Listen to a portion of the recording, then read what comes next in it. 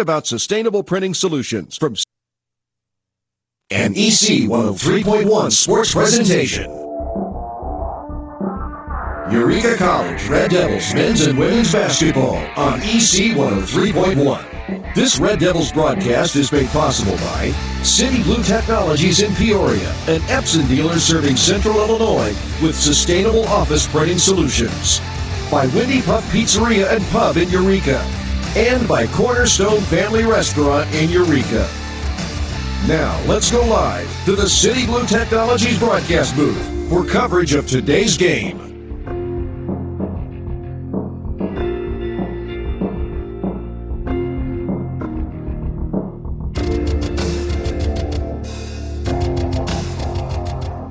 Three games alive. Well, the Webster Gorlocks haven't lost a single game in a month. They are on a win streak of 9 games, of course, here in conference play, looking to keep that alive. Welcome back to EC 103.1. Matthew Swan, my broadcast partner, Kareem Burnett, on the call here this afternoon. Last game between Eureka and Webster. Eureka lost at home 70-59. Of course, that ended Eureka's 4-game win streak, which was their longest since the 2018 to 2019 season. The second and third quarter for the Red Devils in that game was really where they began to struggle, allowing multiple turnovers, and that obviously led room for Webster to gain and hold on to the lead for the rest of the game. Yeah, Matthew, we came out hot in that first quarter. If I'm correct, I believe we won that first quarter. We started off winning that first quarter by a big margin. And then that second and third quarter, we kind of let up, and we let this Webster team, which we know is a very good team. They only have 2 losses on the season, the top win record in the conference. So we know a team like that, you can't beat them in 1 quarter, you can't beat them in 2 quarters, you can't beat them in 3 quarters. You have to beat them through all 4 quarters, and that's something we're going to have to try to come out and do tonight. Yeah, consistency has been a little bit of an issue for these Red Devils. Of course, they have started to pick up on that factor just a little bit. And speaking of Eureka's specific players on the team, there are stars like Maya Webb, who continues to make an appearance. She starts in every single game. She has been phenomenal this season. Against Webster, she did lead the team in points, of course, with 19. And speaking of point leaders, Bethany Lancaster for Webster, she led the team in points. She's not playing tonight, Kareem. Yeah, their leading scorer, we got word right before the tip-off that she won't be suiting up tonight. It's always unfortunate to see a player go through injury or go through any type of struggle. She's also their leading rebounder at 9.1 rebounds per game. But, you know, this is something the Red Devils are going to have to capitalize on. You only can play who's in front of you, and Lancaster is going to be a huge loss here for this Webster team.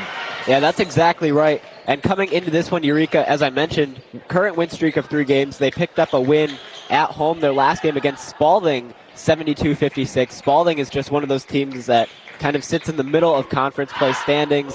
Of course, like I mentioned, Maya Webb continuing to make an appearance, but on top of that, of course, you have your star players, but there has to be that one X-Factor player that also makes herself known, and that player, in my opinion, has been Sierra Garcia-Reich. She has been also really great this season, picking up her point total as the season continues, and really just getting more involved and really contributing as the season goes on. Yeah, Garcia-Reich has been a huge factor in this second half of the season. We've seen in our last game out versus Spalding, she was able to score 13 points in that first half, and she's really a do-it-all type of player. She's excelled at cutting back door or even scoring on ball. She's a defensive-minded player. She gets after it on the glass. She's really one of those glue type of players that puts it all together for this Red Devils team. Yeah, that's exactly right. And another player that I do want to mention very quickly, Elena Redgate as well. Very great player in that paint. She actually had a career high of 22 points last game. She went 10 for 16 from the field, 3 steals to her account as well. But that is going to be all for the pregame side of things. You're going to want to stay tuned for upcoming first half coverage here on EC 103.1. Eureka College Red Devils basketball is made possible by City Blue Technologies of Peoria, an Epson distributor serving Central Illinois. Did you know that North America consumes around 100 million pounds of toner powder annually? This is the equivalent of more than 2.5 billion plastic bottles, 9.5 billion plastic bags, or 116 billion plastic straws. Epson now has precision core heat-free printing as an alternative to laser printers. City Blue Technologies at citybluetechnologies.com. Eureka College Red Devils basketball is made possible by Wendy Puff Pizzeria and Pub in Eureka. Locally owned by Mike and Bob Mayo, Wendy Puff Pizzeria offers a unique variety of pizzas, appetizers, salads, and desserts. Wendy Puff is open Tuesday through Thursday from 4 to 9 and Fridays and Saturdays from 4 to 10. Wendy Puff Pizzeria and Pub at 112 South Main Street in downtown Eureka. They also offer online ordering at wendypuff.com. Eureka College Red Devils basketball is made possible by Cornerstone Family Restaurant of Eureka. Locally and family owned for nearly 25 years by Michael and Donna Sweeney, Cornerstone Family Restaurant serves breakfast, lunch, and dinner every day. They are open Monday through Saturday, 6 a.m. to 8 p.m., and Sundays, 8 a.m. to 2 p.m. Dine in, carry out, or order online. Cornerstone Family Restaurant is located on Center Street on the west edge of Eureka. Get more information or order online at cornerstone-family-restaurant.com. Not completing high school is more of a social thing than it was an academic thing. I came out in the 11th grade. Nobody was embracing you. The kids were cruel. It was very difficult to be gay. Even though all these years have passed, I still had that longing to have my diploma. The hard part was determining that I was going to do it, but I definitely didn't do it alone. At age 30, with the help of her mentor, Carissa finished her high school diploma. I have a mentor, Maria. She convinced me to continue my education and to finish what I started to get my diploma. Just never judges. She's a true role model. If you're even considering getting your high school diploma, go get it. You can do it. No one gets a diploma alone. If you're thinking of finishing your high school diploma, you have help. Find free adult education classes near you at finishyourdiploma.org. That's finishyourdiploma.org. Brought to you by the Dollar General Literacy Foundation and the Ad Council. Never completely ready to adopt a teen. For late nights writing English papers. For your teen's music taste. For dinners, where they talk more on their phone than with you. For the first time, they call you Mom. You're never completely ready to adopt a teen, and you can't imagine the reward. To learn more about adopting a teen, visit adoptuskids.org. Brought to you by the U.S. Department of Health and Human Services, Adopt U.S. Kids, and the Ad Council.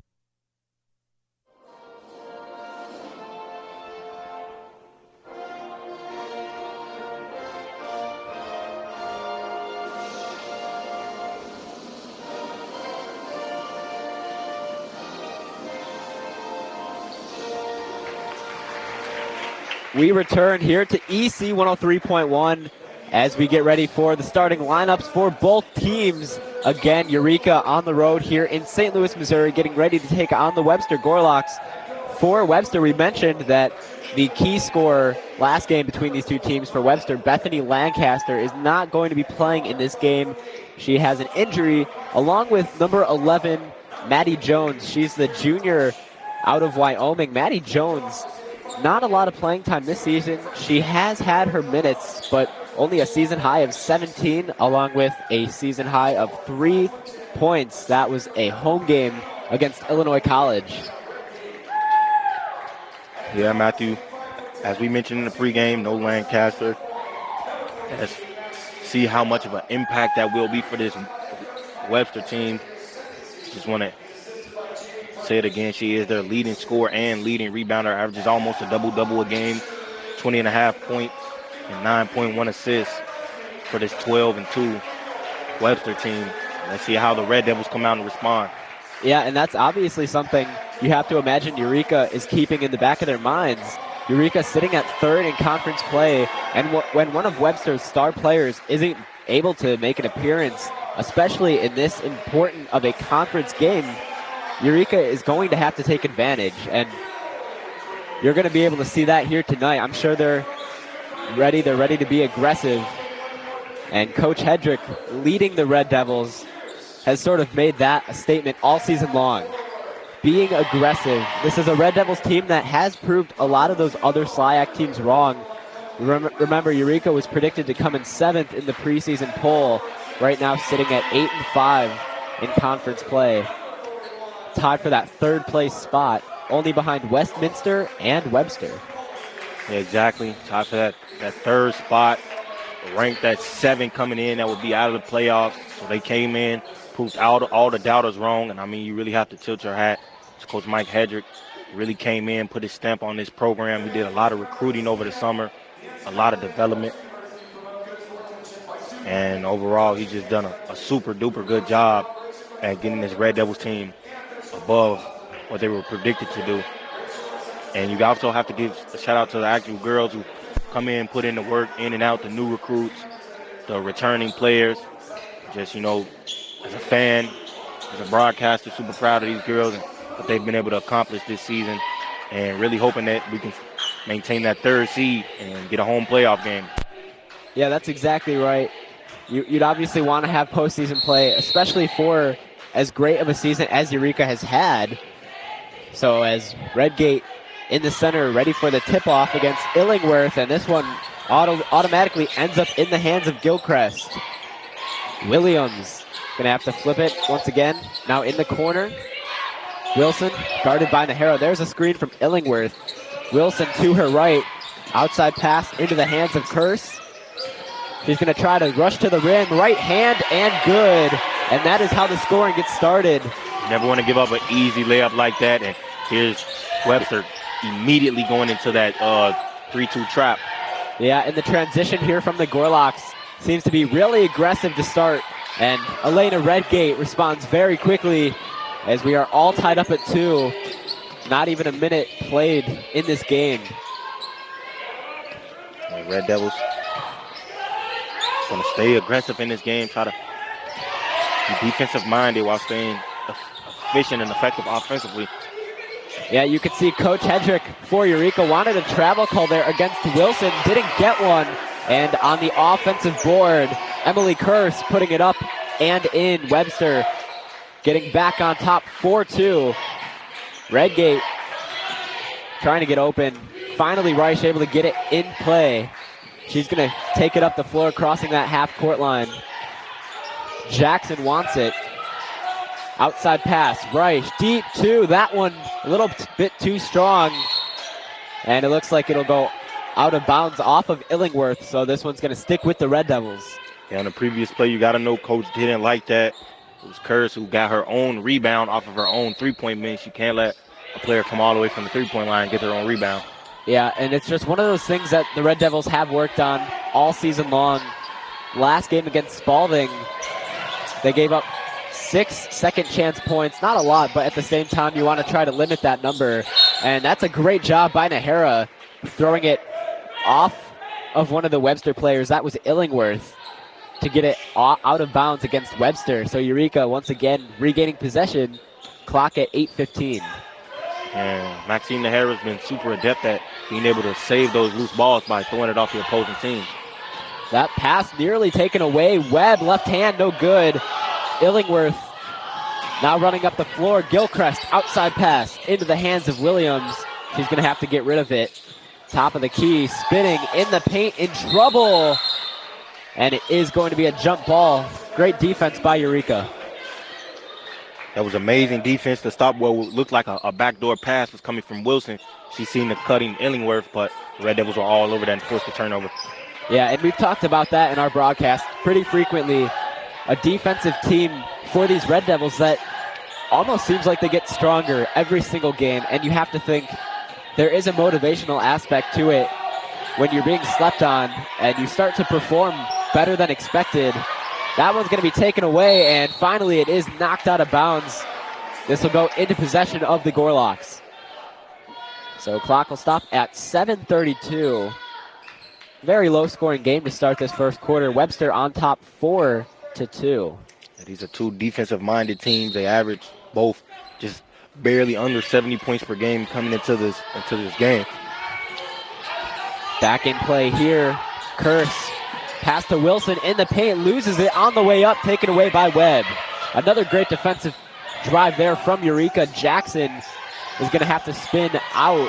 She's in trouble, needs to get rid of it. Deflected there, Redgate open look, and we are tied at 4. That was a great cleanup play there by Jackson. Almost a turnover. We're able to turn it into an assist instead. Wilson back at the top of the key.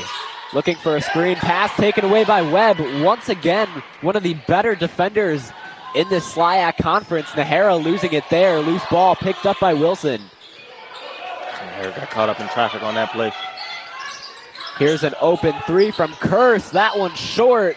Reich grabbing the rebound off the glass. Jackson will take it up the floor. Just over 6.5 left to play in this first quarter. Both teams 4 points apiece. Wilson stripping that one away. Once again, we're going to see Williams up the floor. Open look for Illingworth under the rim and good. And just like that, Webster once again with the lead. Yeah, you can see Max Nahara trying to slow things down here. That one taken away. Kersey once again. Right hand, no good. Loose ball picked up by Gilchrist. And she is going to get called for the foul. The first of the game. Yeah, and the Red Devils just have to slow it down. The press in the zone is meant to speed you up and force you to think faster than you should be on the basketball court, which leads to unnecessary turnovers, as we've seen with that Nahara turnover about a minute ago. Eureka College Red Devils basketball is made possible by Cornerstone Family Restaurant of Eureka. Locally and family owned for nearly 25 years by Michael and Donna Sweeney. Cornerstone Family Restaurant serves breakfast, lunch, and dinner every day. They are open Monday through Saturday from 6 a.m. to 8 p.m. and Sundays 8 a.m. to 2 p.m. You can dine in, carry out, or order online. Cornerstone Family Restaurant is located on Center Street on the west edge of Eureka. You can get more information or order online at cornerstone-family-restaurant.com. So only a 1-for-2 attempt at the line there. Gorlocks extending their lead 8-4 as Eureka trying to cut that down here on this possession. Nahara in trouble. Eureka needs to get it across the half-court line. Instead, it's picked off under the rim, blocked by Nahara. What a stop. Once again, that one taken away by Webster. Williams losing that one. It'll go out of bounds. And it is going to stick with Webster here. It was a great defensive stop there from Webb for what could have been an easy 2 points. She was able to strip the ball off of Williams. Yeah, again, Eureka just maybe pushing the pace a little bit too much on their offensive drives. Finally, or almost getting it inbounds, and just like that, tipped away. This is something Eureka's done really well all season, just preventing their opponent from getting the ball inbounds. And once again, into the hands of Illingworth at the rim. That one no good. Unable to get the lucky bounce. Offensive board, no good on second attempt there. Reich to Nahara in the paint. Rim short. Ness able to pick that one up and taken away by Illingworth. You gotta slow down here. Yeah, both teams just not really controlling the basketball all that well right now. Here's a mid-range Illingworth. No good. Webb with the rebound. Again, Nahara up the floor. Yeah, Devils got to slow it down offensively. As Webster is all over these lanes, and almost another steal there for Webster. Instead, it's going to end up to a backdoor cut. And a great pass there from Jackson to Garcia Rice. Yeah, and that is going to lead us into a timeout here from Eureka. So Gorlocks on top 8-6 with just under 5 minutes left to play. Again, stay tuned for more first half coverage coming up here on EC 103.1. Eureka College Red Devils basketball is made possible by City Blue Technologies of Peoria, an Epson distributor serving Central Illinois. Did you know that North America consumes around 100 million pounds of toner powder annually? This is the equivalent of more than 2.5 billion plastic bottles, 9.5 billion plastic bags, or 116 billion plastic straws. Epson now has precision core heat-free printing as an alternative to laser printers. Learn about sustainable printing solutions from City Blue Technologies at citybluetechnologies.com.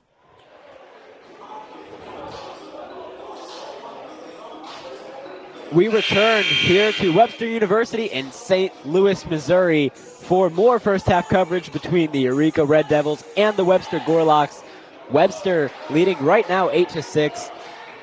Right before that timeout, both teams, like I said, not really just controlling the basketball all that well, something that they're both going to have to work on coming out of this timeout. Yeah, absolutely, Matthew. Webster has come out in a deep zone and a deep press. They've been pressing the entire game. Look like the Red Devils going to implement their own press right here. They're going to go into, I want to say, a 1-2-2, it looks like, to try to maybe force some turnovers of their own. But if you're the Red Devils team, you know, you're in this game talent-wise. You just got to slow down and make smarter plays.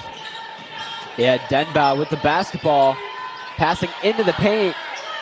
Nolan, instead, that one to Wilson looks like it's going to go in. And once again, Webster extending their lead as the Gorlocks really just pushing everything against Eureka offensively right now. Absolutely. Jackson to a backdoor cut to Webb. Ness in the paint, puts it up, no good. Unable to find that lucky bounce. Loose ball goes out of bounds. And it looks like that is going to go back into possession of Webster here. Webster going to keep possession here. Only a 4-point game, only 16 points combined over halfway through this first quarter for both teams. Yeah, it has been a very low-scoring game, at least up to this point. Standard, open lane, pass to Wilson, under the rim, and once again, another foul against Eureka. Webster's doing a great job at breaking down our zone by having one player consistently in the middle, and that was Wilson on back-to-back plays right there. So the moment that you overhelp, there's going to be a player open, and that player has been Wilson these last two plays. Yeah, as you said, she has been that sort of player for Webster this season. Obviously, a lot of experience at the collegiate level. In her freshman season, she appeared in 22 out of 25 games. And obviously that has come a long way, helped her out quite a little bit. Here on attempt number 2 at the line. Good. And she extends the Gorlocks lead, now up by 6. Immediately after inbounding, that whistle is going to be blown, so Nahara will have another opportunity to inbound here.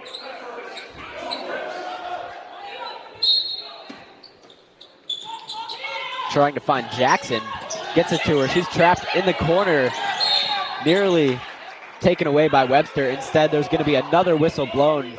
All of a sudden, Webster starting to rack up their fouls. That could work in the Red Devils' favor if we're able to get this team into foul trouble and force them to, kind of slow down on the aggression. That'll give us more open looks. Jackson gonna slow things down. That's probably the right move. She is in trouble. Quick pass to Nahara to her right. That one taken away by Nolan, and that's gonna be another turnover against Eureka, their 8th of this afternoon. 8th and just over 6 minutes of play. I mean, we absolutely have to slow it down and, stop trying to force the ball inside.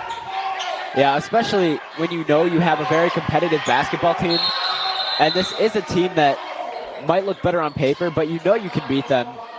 You know the type of talent you have on your team, so you have to try to limit sloppy basketball.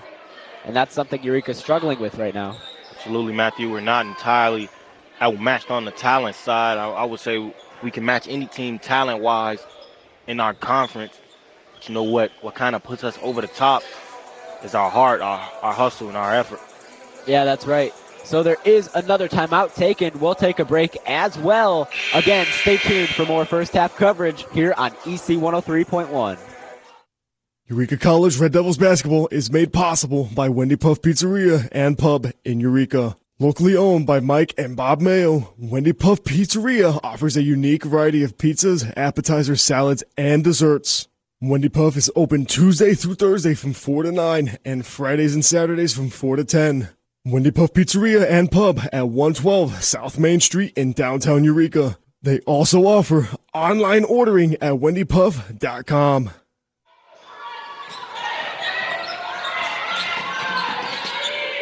We are back here in this one as Webster against Eureka right now, leading 12-6. Eureka just trying to get back into this game, cut down that point deficit. And right away, we're already starting to see a lot of fight for this basketball. 3:14 left to go here in quarter number one. As Eureka, as mentioned, just trying to come back against the best team in the SLIAC conference play right now. Reich inbounding to Ness. Ness going to have to get rid of it. Now into the hands of Maya Webb. Webb will direct traffic. Ball movement can definitely be improved upon in this game. Webb at the rim, no good, a little too strong. Ness, offensive board, able to put that one up and in, cutting down that deficit. Eureka now trailing by 4. Yeah, that was a good drive on Webb. Just wasn't able to execute, but Ness did clean it up, so it won't even matter. Yeah, that's right. Devendi putting that one up. A nice little floater to fall through. And again, Webster adding on to that point total, 14-8. Abascal in that corner, getting it into the hands of Webb. Webb going to look for an Harris screen. Abascal thought about a deep 2, rushes to the rim, flip to Reich. That one rattles in and out, no good. Webster with another opportunity here to capitalize. Wilson in the paint. She's been great all season in that area. Instead, she has trouble and gets it out into the hands of Devaney. 13 seconds on the shot clock here for Webster. Wilson, pass to the corner. Here's a 3 from Stannard. That one good. Jenna Stannard adding a triple to her night. Basket just not able to rotate in time to contest that shot and not really having the height department to contest how she wanted to. Yeah, so those are her first few points of this afternoon, and looks like Abascal in the corner will lose the basketball, but I believe that was tipped out of bounds by Webster, so Eureka will maintain possession. Just over a minute and a half left to go in quarter number one. Webster leads it 17-8. Abascal here will inbound into the hands of Webb. Play continues. Webb in trouble, gets it to Redgate. Bounce pass, Abascal, 3, short. Alyssa Abascal, remember, she had a few games recently where she's really started to make herself known on the floor. Yeah, Abascal's a great defensive-minded guard. Able to knock down her jump shot every so often, but it's really her defense that's her calling card and what has been able to get her minutes in this season. Yeah, that's right. She's a transfer from Greenville University, so actually another one of those SLIAC teams, and as I mentioned recently, a season-high 24 points on the road against MUW. Very exciting game to witness. Eureka, great defensive stop there, and now back on offense. That transition has been very good this afternoon. Webb floating it up, left hand, and good. Maya Webb, again, cutting down that point deficit. Eureka now trails by 7. And as that one goes out of bounds, clock stops at 43.9 in the first quarter. That was a great drive there from Webb to get in, using the opposite hand on the opposite side of the basket, able to scoop that layup up and over the defender. Yeah, so now Webb in this game, those were her first 2 points of this afternoon. Wilson, outside of that arc, using the screen into the paint, in trouble, outside pass. Gilchrist, left hand, no good, but the foul.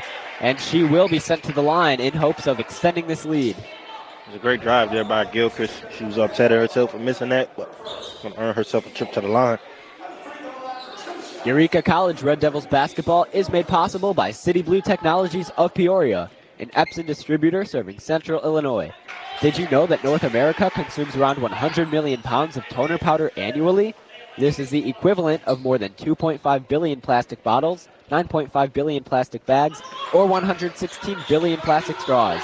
Epson now has precision core heat-free printing as an alternative to laser printers. You can learn about sustainable printing solutions from City Blue Technologies at citybluetechnologies.com. Ness no good on the mid-range there. 12 seconds on the game clock. Webb taking that one away. She'll have an open look. And another 2 for Eureka. Webster with an opportunity here. Instead, there is going to be a foul as the whistle was blown.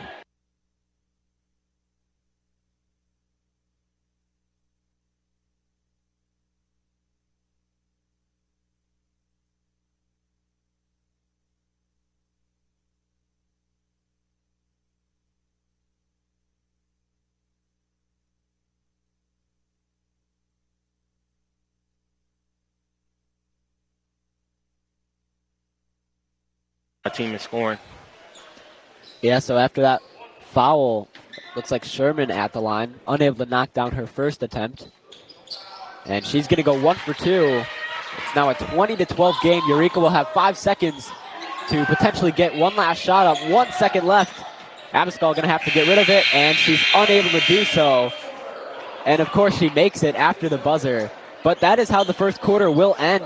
Webster leads it 20-12. Eureka competing against one of the top teams in SLIAC play. But stay tuned for more first half coverage after this break here on EC 103.1. Eureka College Red Devils basketball is made possible by Cornerstone Family Restaurant of Eureka. Locally and family owned for nearly 25 years by Michael and Donna Sweeney, Cornerstone Family Restaurant serves breakfast, lunch, and dinner every day. They are open Monday through Saturday, 6 a.m. to 8 p.m., and Sundays, 8 a.m. to 2 p.m. Dine in, carry out, or order online. Cornerstone Family Restaurant is located on Center Street on the west edge of Eureka. Get more information or order online at cornerstone-family-restaurant.com. We're broadcasting for Eureka.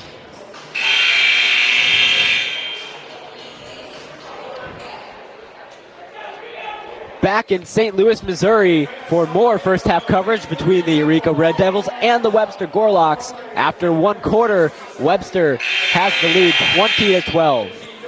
And Webster, was able to assert their defensive dominance in that first quarter. We really picked it up towards those latter minutes, the ending minutes of the first quarter. Maya Webb was able to score back-to-back baskets.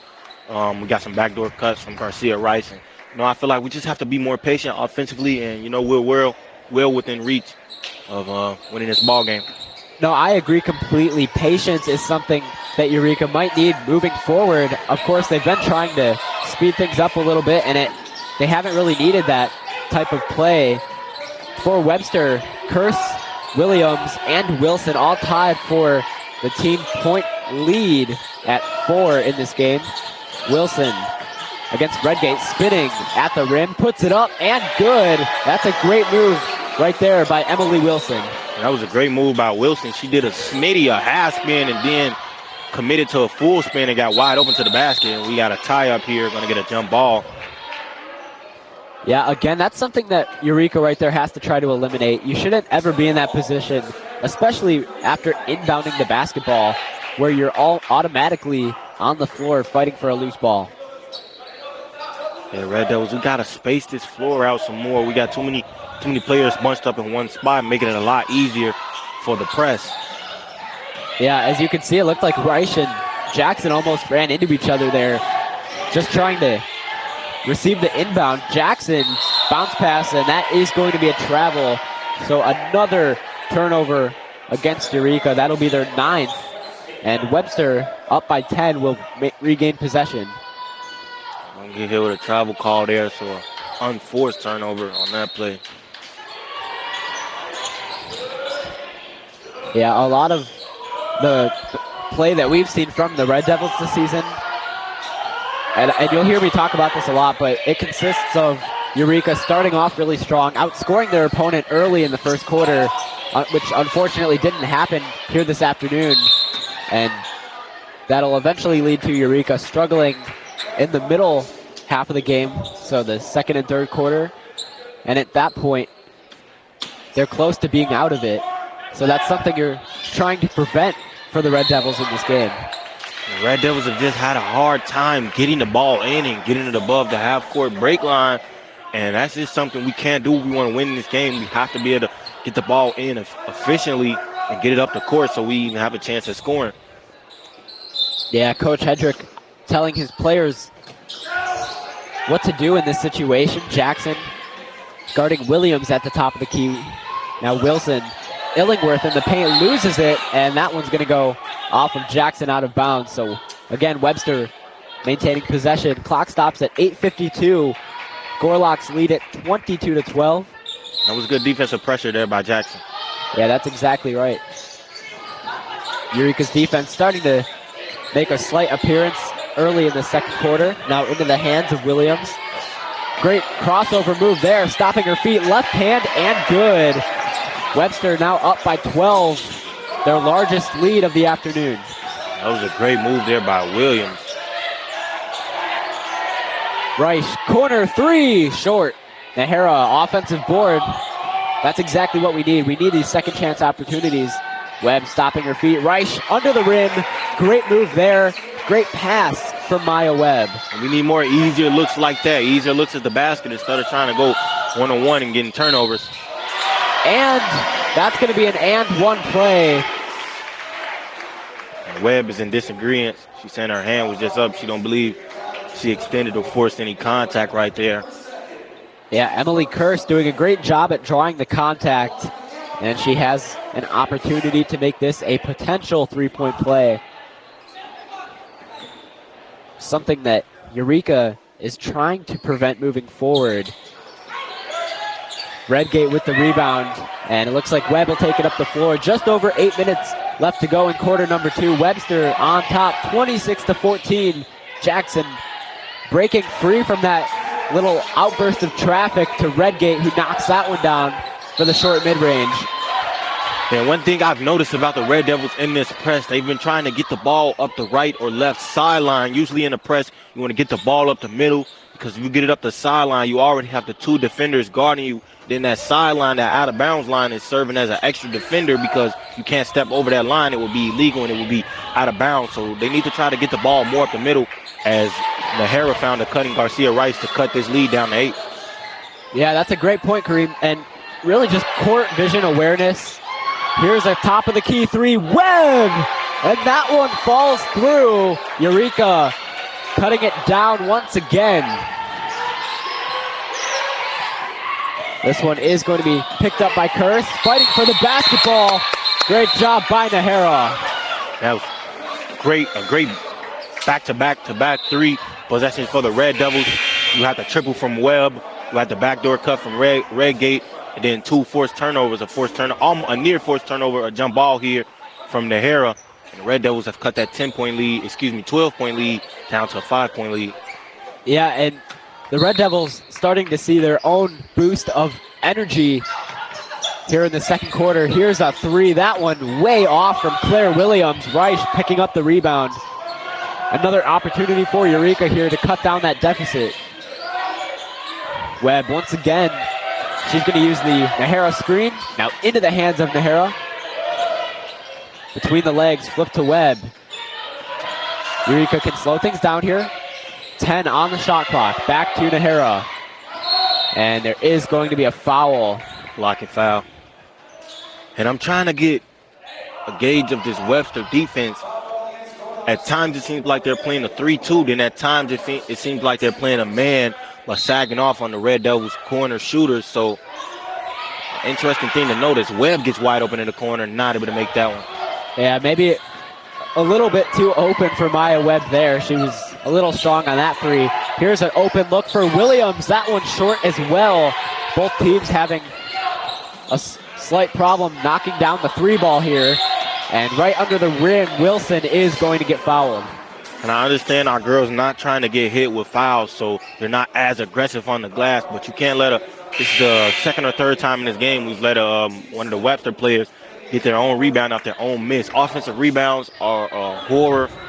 Just in general, you never want to give up offensive rebounds, but to allow someone to get their own miss is just absolutely unacceptable. Eureka College Red Devils basketball is made possible by Wendy Puff Pizzeria and Pub in Eureka. Locally owned by Mike and Bob Mayo, Wendy Puff offers a unique variety of pizzas, appetizers, salads, and desserts. Wendy Puff is open Tuesday through Thursday from 4 to 9 and Fridays and Saturdays from 4 to 10. Wendy Puff Pizzeria and Pub at 112 South Main Street in downtown Eureka. They also offer online ordering at wendypuff.com. And there is going to be a travel. That'll be another turnover against the Red Devils as that number continues to spike up. Make that 11 for Eureka this afternoon. Gorloks lead at 28-21. You know, on a more positive note, even though turnovers are never anything positive, we have 11 turnovers in this game. We're only down by 7. Yeah, that's actually a great point. So for what it's worth, Eureka playing pretty well for the given circumstances. Reich losing that one out of bounds. Again, ball control continues to be a struggle for Eureka. Absolutely, that's turnover number 12. And gotta be more cautious with the ball.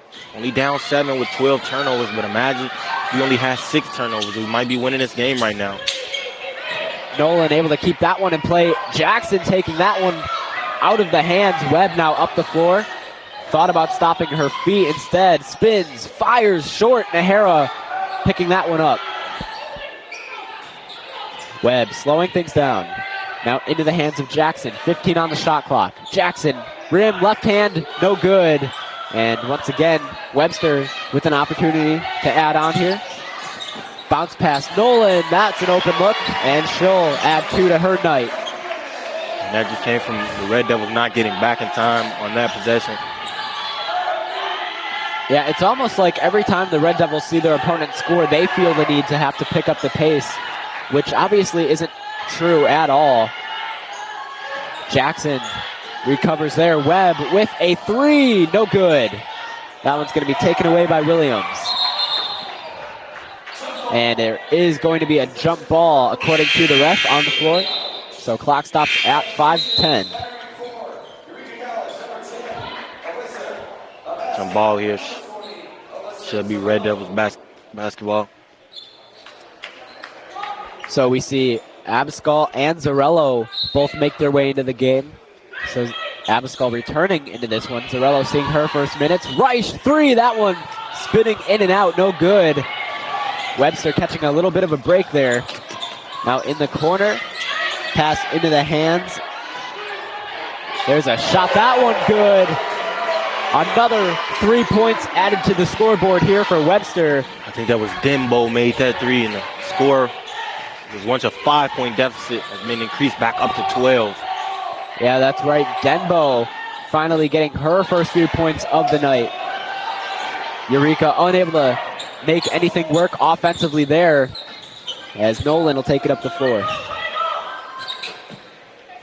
Into the hands of Denbo once again. Zarello guarding her. There's a perfectly set screen from Illingworth. Denbo, 2, no good. Reich picking up the rebound. And this is where the Red Devils really need to pick it up and get something sparking offensively. They did a great job at getting into transition, but as always, execution is something that definitely can be improved upon. That's a chance here at the line to cut the lead down to 10. Yeah, so Ness is going to get her first look at the line. Josie Ness ranking 59th on the program's all-time scoring list, as well as having a season high of 9 points, both against Webster at home. That was earlier in the season, and Beloit. So maybe Josie Ness trying to channel previous Josie Ness from last game against Webster. We're going to need it here. As I said, we're down 12, but Ness a chance to make it 11, and she does exactly that.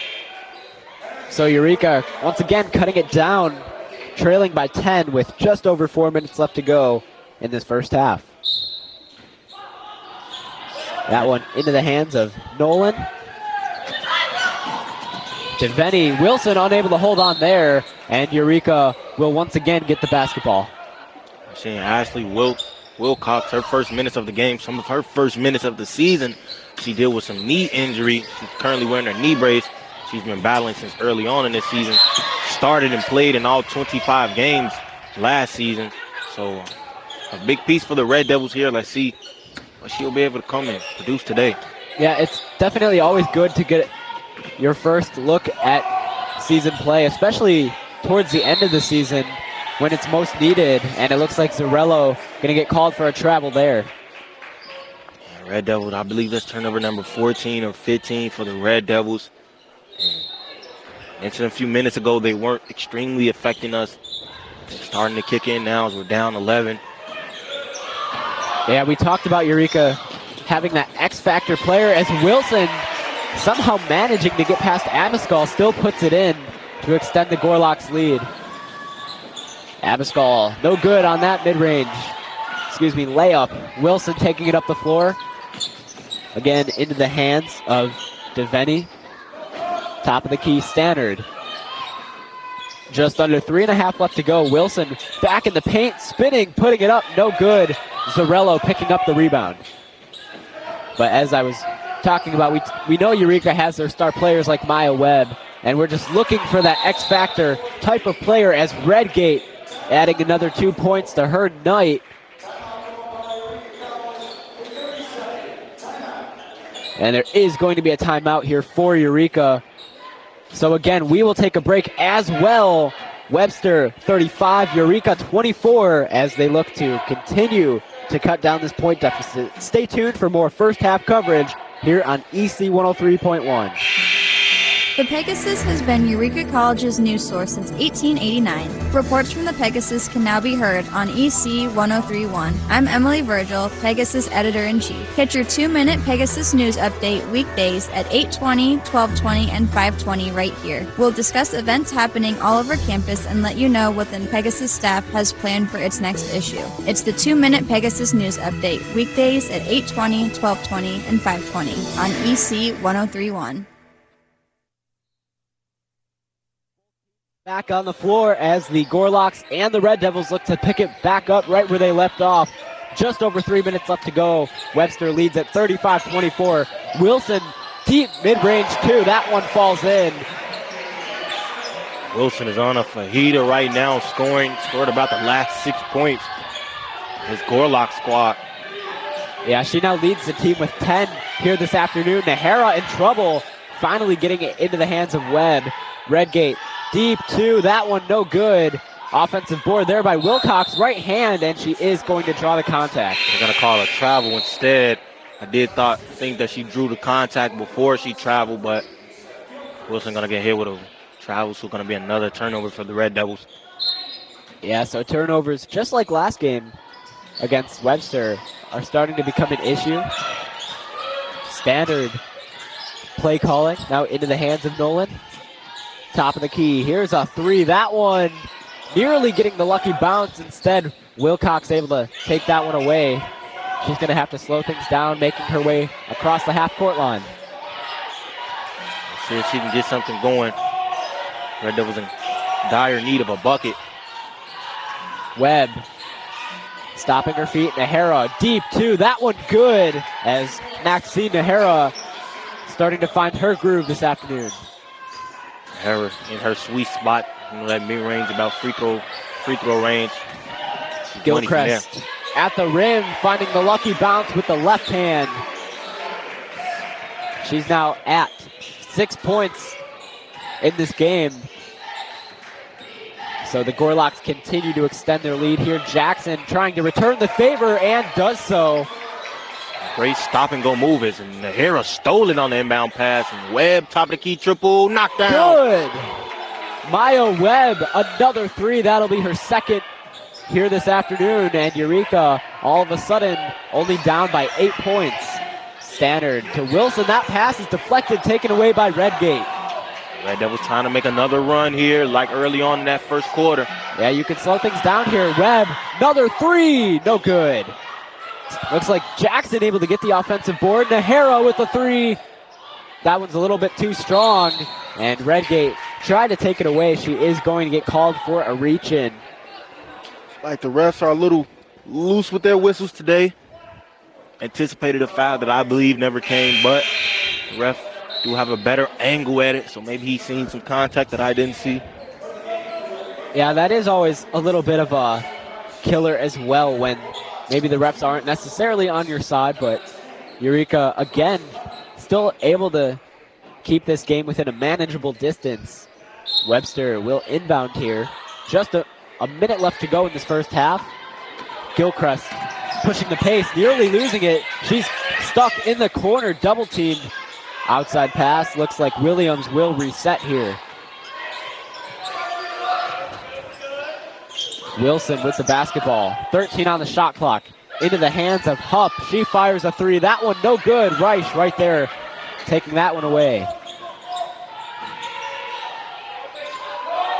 About 30 seconds left to go here in this first half. Webb in trouble. Redgate spinning, firing. That one no good.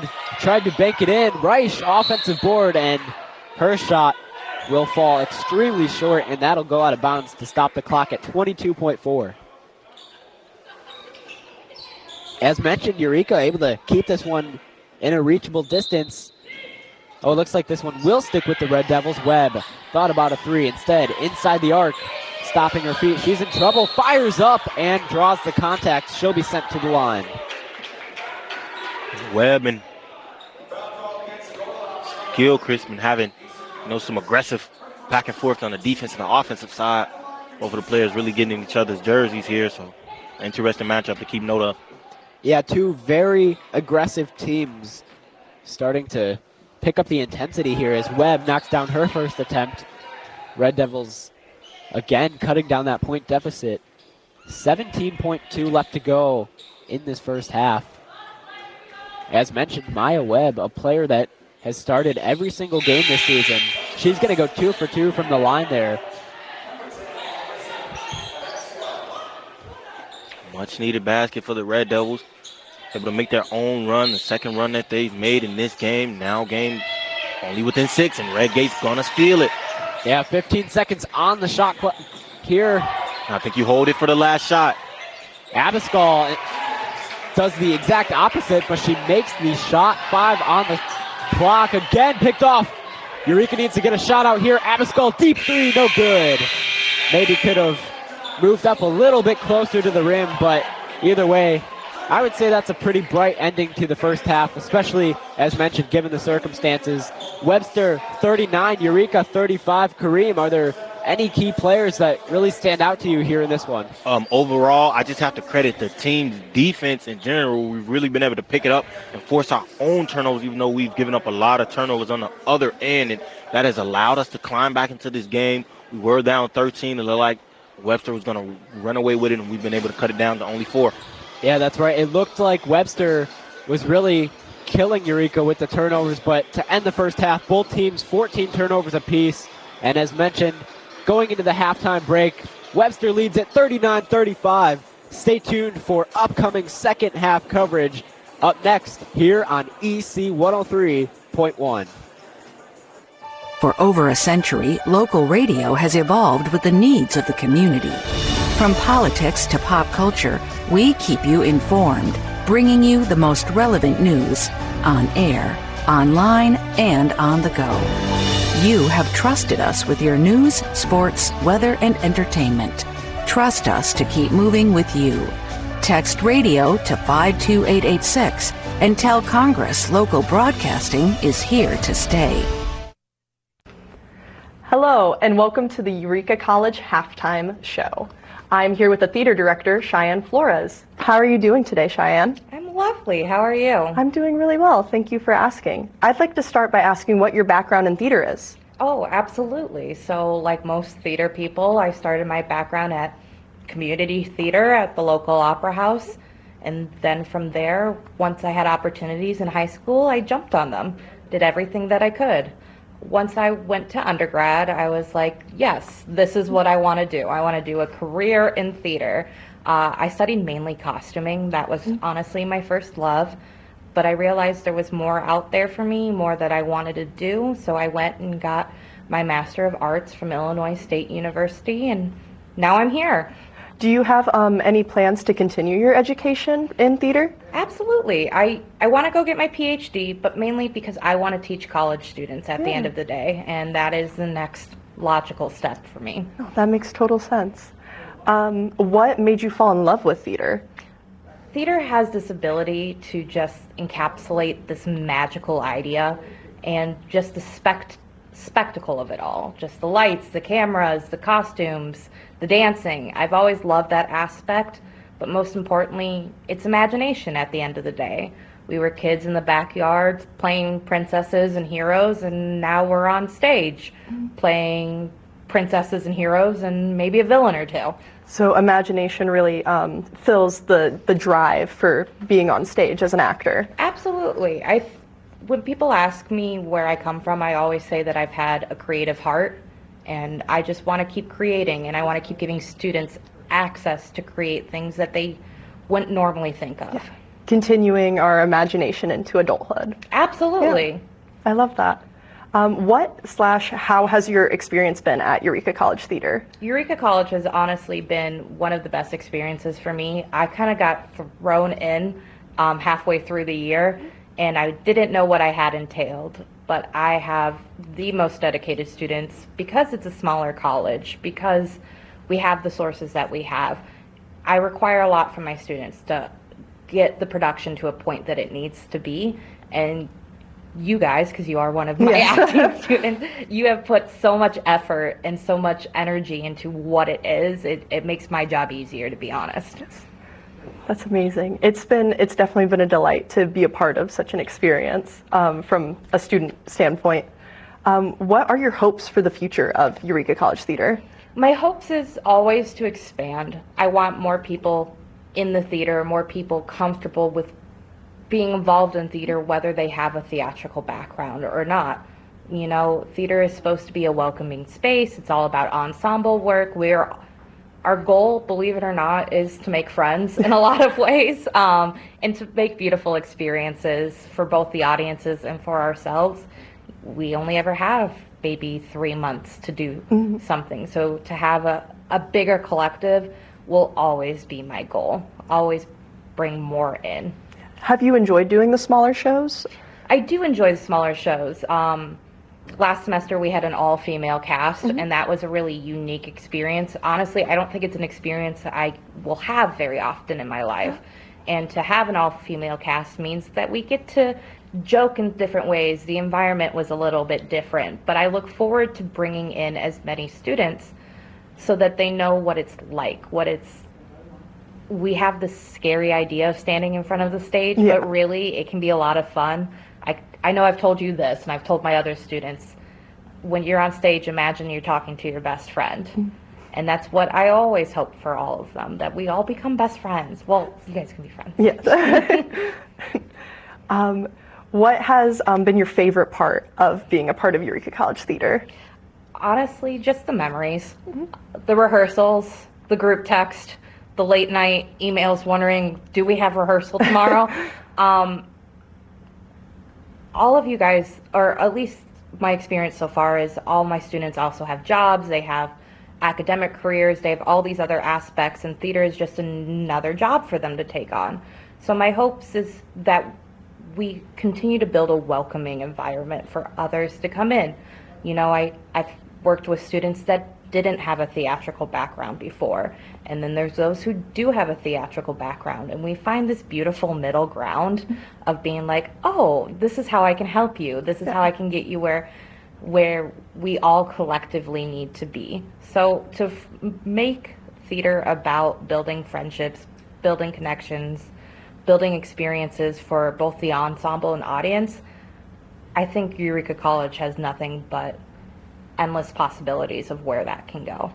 Do you have a favorite memory from the previous shows you've done here? Oh, that one's a hard one too. I will say, just last night I made all of you guys do Just Dance. As a warm-up, we played Just Dance, and that was a lot of fun. That was very fun. For the Wolves, there was a lot of fun memories of learning how to do the stretches and learning the tempo, learning all of those aspects.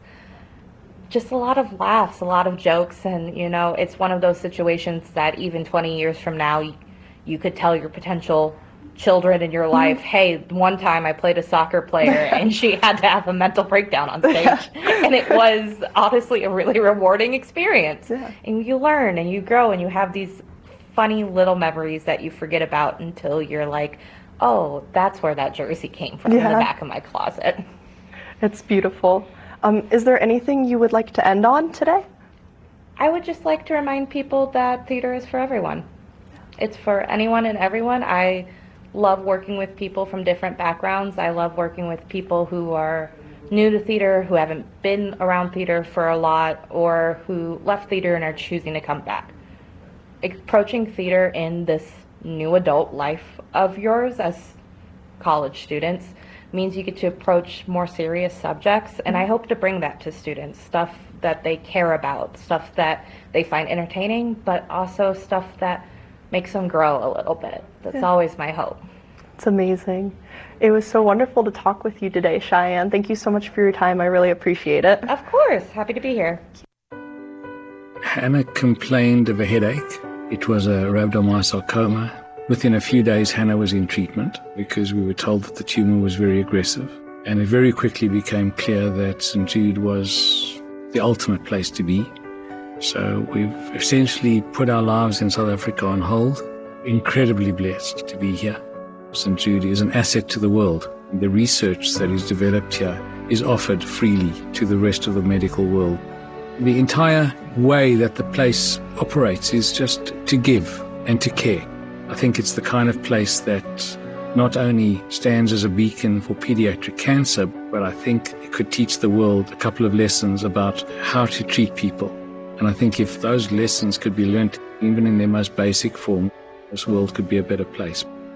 St. Jude Children's Research Hospital. Finding cures, saving children. Learn more at stjude.org. An earlier version of the European Union was imagined by secret societies centuries ago. I'm Dr. Lynn Pascarella, president of the American Association of Colleges and Universities. And today on the Academic Minute, Fernanda Gallo, associate professor in history and politics at the University of Cambridge, delves into this history. My research is concerned with ideas about political power. I am an historian of the long 19th century, a period often described as the climax of the rise of the nation-state. By focusing on the case of Italy, my work challenges this view, discussing how nationalism in the early 19th century actually emerges transnationally. Recently, I looked at how the idea of the United States of Europe came about in a circle of radical 19th century Italian political activists who were the first to think seriously about a political project of a United States of Europe. Interestingly, during that time, Italy as a nation-state did not yet exist. Rather, the Italian peninsula was a cluster of smaller and isolated and often dominated states. Italian radicals still imagined a united and independent Italy, and when they did, they conceived of it within a wider project of a European federation. They saw a harmony between national unification and international emancipation. A Europe of the peoples meant a continent of citizens instead of subjects, of rights instead of treaties, of assemblies instead of absolute monarchies, of political participation instead of economic regulation. These 19th century Italian republicans all had in common the experience of exile, persecuted because of their political beliefs. These experiences connected them with an international society of activists across Europe. Together, they created secret societies, promoted clandestine operations, and circulated subversive ideas, and they imagined the United States of Europe's border extending east to include Ukraine and Turkey. They envisioned a larger and more democratic Europe than the one we have come to know through the EU. That was Fernanda Gallo of the University of Cambridge. You can find this, other segments, and more information about the professors at academicminute.org. Production support for the Academic Minute comes from AAC and U, advancing liberal learning and research for the public good. Mama, what does the chicken say? Dog. Cat. Giraffe. Giraffe, really? Giraffe. You're not going to get it all right. Just make sure you nail the big stuff, like making sure your kids are buckled correctly in the right seat for their age and size. Get it right. Visit NHTSA.gov/the right seat. Brought to you by the National Highway Traffic Safety Administration and the Ad Council. New approaches to nuclear power. I'm Randy Simon, and this is Earthwise, a look at our changing environment. The U.S. is the world's largest user of nuclear power. Its 94 reactors supply nearly 19% of the country's electricity, but the number of U.S. reactors has steadily fallen over the past 30 years, and new nuclear power plants are a real rarity. The reasons are a combination of perceived dangers following several nuclear accidents and the increasing costs associated with building plants that can meet a growing number of regulatory requirements. There are recent developments associated with new advanced reactor technologies that may lead to a resurgence in the use of nuclear power. Bill Gates' energy company, TerraPower, is developing nuclear reactors that use sodium instead of water for cooling. Such reactors operate at lower pressures and higher temperatures. Meanwhile, Kairos Power, a California-based energy company, has entered into an agreement with Google to build multiple small modular nuclear reactors that will supply electricity to that giant tech company. The modular reactors use a molten salt cooling system combined with a ceramic pebble-type fuel in order to transport heat to a steam turbine to generate power. The novel design of these reactors can reduce construction timelines, allow deployment in more places, and make final project delivery more predictable. Surveys indicate that a majority of Americans favor the use of nuclear power, which has the advantages that it doesn't create greenhouse gas emissions and can run 24/7. But traditional nuclear power plants are too expensive and have too many potential problems. These new nuclear power technologies may be the answer for allowing nuclear power to play an important role in the future energy system. Earthwise is a production of WAMC. Find us on social media at WAMC Radio and listen anytime at WAMCpodcasts.org. We are back here for upcoming second half coverage between the Eureka Red Devils and the Webster Gorlocks. After one half, we see the Gorlocks leading 39-35. Despite being one of the top teams in conference play, Eureka able to stay within reachable distance. And yeah, Matthew, we got first half stats in front of us, and it was really a back and forth swing game for the Red Devils. We fell down to 10, were able to cut it down to 5. Fell down to 12, cut it down to 5. And we fell down to 13 again, and before the half, we were able to cut it back down to 4. We've turned the ball over 14 times in this game, but we forced 14 turnovers. Also, we've actually scored more points off the turnovers than Webster, 14-8. We winning in paint points, 24-22. So it's been a balanced game. We're well within striking distance. I just think we have to prevent Webster from going on those runs and going back up double digits. Yeah, that's exactly right. And despite trailing, Eureka still able to find those slight wins in their own way. And it looks like Webster, as both teams make their way to the floor, will start with the basketball. And let's see if the Red Devils can come out aggressive in this second half, both offensively and defensively, and continue to force those turnovers and continue to score off of those turnovers. Yeah, that's definitely going to be a huge factor in determining who comes out on top to conclude this ball game. But for now, we continue play as it looks like Gilchrist with the basketball outside pass in the corner. Williams going to move forward, get rid of the ball. That one, great move there by Reich to catch her opponent off guard. And it looks like Eureka will get the basketball for the first time in this third quarter. There's a forced turnover there by Eureka to start it off. We're now winning the turnover battle by 1. Let's see if the Red Devils can capitalize. Webb, top of the floor, looking for Jackson. Instead, she'll hold on to it. Gilchrist playing very strong defense. Now a double team. Great job there by Gilchrist to take that one away. Williams guarded by Jackson. Gilchrist has been extremely effective defensively all night. And a lucky bounce there for Emily Curse to knock down the triple. You took the words right out of my mouth, Matt. Redgate up the floor. One of the worst possible outcomes, especially after losing the basketball, giving up a 3, and there's a block. I wanted to hit our equipment over here.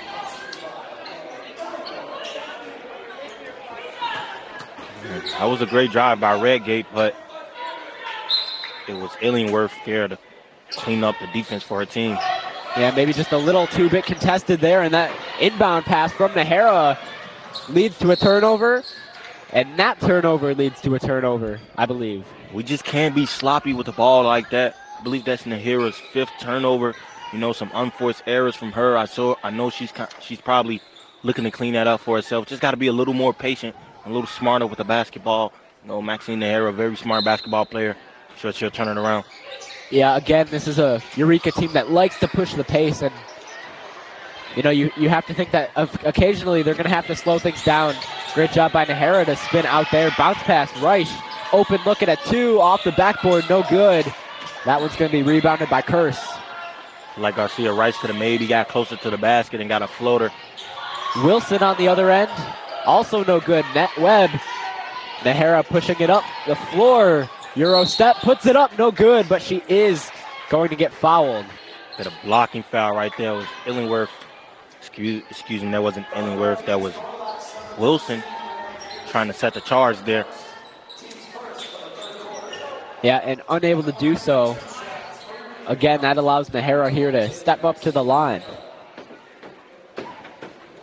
On the season, Maxine Nahara, 16 points. That's her season high in a home game against Knox College, in which Eureka lost 101-70. That was the first time this season they allowed their opponent to score in triple digits. So 8.5 here on the clock. Webster 42. Nahara on second attempt number 2. That'll put Eureka at 36 points. And right away, Williams picking up the pace of play. Illingworth, right hand, no good. Tips it out to Nahara. Webb now trying to speed things up at the rim, and she will lose the basketball, but it'll stick with Eureka. I thought that went off Webb's leg, but I'm not arguing against that call at all. I'll take it. Yeah, I will say Webb looks like she wants to be a little bit more aggressive, even though maybe it hasn't necessarily worked out up to this point. Nahara spitting on the mid-range, no good. Trying to take that one away from Williams. Instead, it's going to be Curse making her way up the floor. Backwards pass. That one lost after being tipped off of Illingworth. And just like that, Gilchrist picks it off. Again, we see that sloppy basketball come into play. Open 3 here. That one short from Curse. Both teams just trying to find an offensive answer here in the third quarter. And Reich is just going to let Williams knock that one out of bounds. And I said this early on in the first half, we have to stop going sideline when we're being pressed like that, because the out-of-bounds line acts as an extra defender, seeing as you can't cross it, and that's almost like being guarded from both sides plus behind, and you don't have a lot of room to operate. Try to keep the ball in the middle as much as possible. Yeah, that's a good point, and especially considering the fact that when Eureka does kind of enter that middle area of the floor, Webster doesn't really push or at least guard them all that often. Exactly, the defense definitely isn't as effective, and that was a great play there from Wilson to Curse with the big pass. Yeah, and we saw that with Reich, who took that mid-range. She wasn't guarded at all, but she took the shot anyways and unfortunately missed, as there's going to be a jump ball call. Looks like Webb trying to claim that she was fouled. So we see Webb talking over to the ref, and as I mentioned, her and Gilchrist having some unspoken back and forth today. You know, there's been some side eyes and glance, some hard defense from both of them. They've both been taking an assignment against each other, so I want to get caught up in one-on-one matchups. Jackson over to Nest. Nest with the 2. That one spins in and out, and that's twice now, or at least a few times where Eureka unable to find that lucky bounce, and Webster catching a break. Gilchrist under the rim, tried to pass it. Instead, that one's going to go out of bounds, and Eureka again regaining possession. That was a great defensive stop there on the Red Devil side of the basketball. So 6:49 on the clock. Webster up 44-38. Eureka only down by 6. Still very manageable game. Abscall into the hands of Jackson. Ness in the paint outside Nahara. Step back. Here's a shot. That one no good. Illingworth and Ness fighting for it.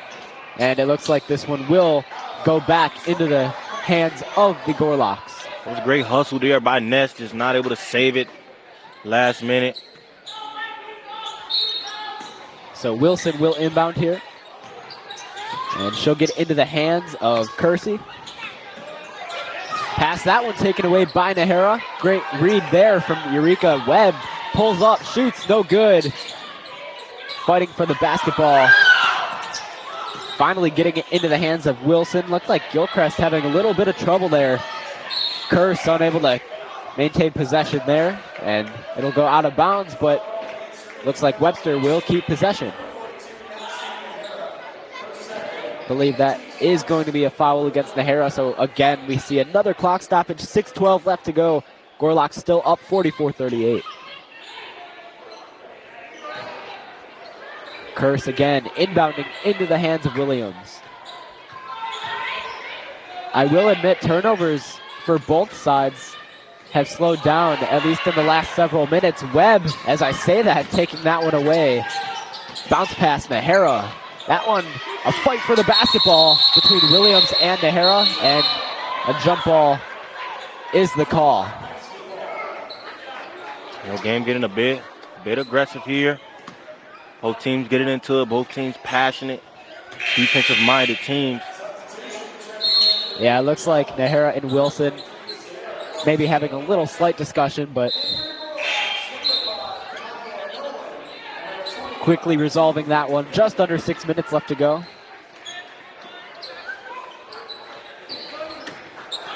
Wilson inbounding into the hands of Williams. Near that sideline, deep pass into the hands of Nolan. Illingworth, right hand, and good. And the foul. And those aren't the plays that you want to give up. You never want to give up points, but points plus the foul, always a bad thing. I will admit that level of ball movement there from the Gorlocks and that play as a whole was perfectly executed. A deep pass across the court to Nolan, and then a quick snap pass to Illingworth right at the rim, able to knock it down. Again, a potential three-point play as she knocks in that free throw. Make it 47-38. Gorlocks on top. Red Devils again letting Webster go on a run. Yeah, definitely something Eureka has to slow down. And you can see Abascal even dribbling the basketball, having trouble just trying to control the pace. That's something Webster's done pretty much all game, was control the pace of the game. So another clock stoppage here. Abascal getting ready to inbound. Looking for Ness, finds her. Reich calling for the basketball. Instead, Webb starting to retract a little bit. Crossover move. Stuck into the hands of Ness. 7 on the shot clock. Nahara going to have to get rid of it. Inside of the arc. Putting it up over her defender, and good. Max Nahara. Good move there by Nahara. A much-needed basket for the Red Devils as the well was running dry, and you never want to give up a basket just like that on the other end and lead back up to 9. Yeah, unfortunately a little bit slow getting into transition there as Nolan right under the rim. There's a crossover move from Webb, and she knocks that one down. Another quick answer here from the Red Devils. 7-point game. Wilson sidestep, putting it up. No good. And they're going to say she got fouled. I definitely feel like that should have been a travel call. Yeah, I agreed. It definitely looked like it for sure, at least from our perspective. But Wilson at the line. Clock 4:50 left to go in this third quarter. Wilson's first attempt is good. Emily Wilson in this game, 4 for 8 from the field in 21 minutes. And she's going to go 2 for 2 from the line there. She's now at 12 points this afternoon. Wilson has really put her mark in on this game, and she's been extremely productive on the offensive side. Yeah, that's exactly right. And, of course, a huge factor on defense as well. 4 rebounds to her account. A really aggressive player under the rim in that painted area. Nahara stopping her feet, putting it up, no good. Reich trying to fight for the offensive board. Instead, it'll be taken away by Williams. Webster, another opportunity here. Lob to Illingworth. That was a great move to put that one up and in. Red Devils back down double digits, down 11 here after starting the fourth quarter, starting this third quarter down 4. Redgate deep 2. That no good there. And maybe Eureka is going to have to get a few better looks upcoming as Nolan adds 2 to her account, and Webster really starting to wake up here in this third quarter. There is going to be a timeout with 4 minutes, 5 seconds left to go. Gorlocks lead it 55-42. Stay tuned for more upcoming second half coverage right here on EC 103.1. Eureka College Red Devils basketball is made possible by City Blue Technologies of Peoria, an Epson distributor serving Central Illinois. Did you know that North America consumes around 100 million pounds of toner powder annually? This is the equivalent of more than 2.5 billion plastic bottles, 9.5 billion plastic bags, or 116 billion plastic straws. Epson now has precision core heat-free printing as an alternative to laser printers. Learn about sustainable printing solutions from City Blue Technologies at citybluetechnologies.com. We return here to EC 103.1. Matthew Swan, Kareem Burnett on the call for today's game between the Webster Gorlocks and the Eureka Red Devils. Webster, a very strong third quarter up to this point, leading it 55-42 after only being up by 4 to come into the second half, as they are getting a lot of good looks at the basket. Yeah, Red Devils have been outscored in this third quarter 7-16. Webster has come out offensively and looked super efficient, super productive.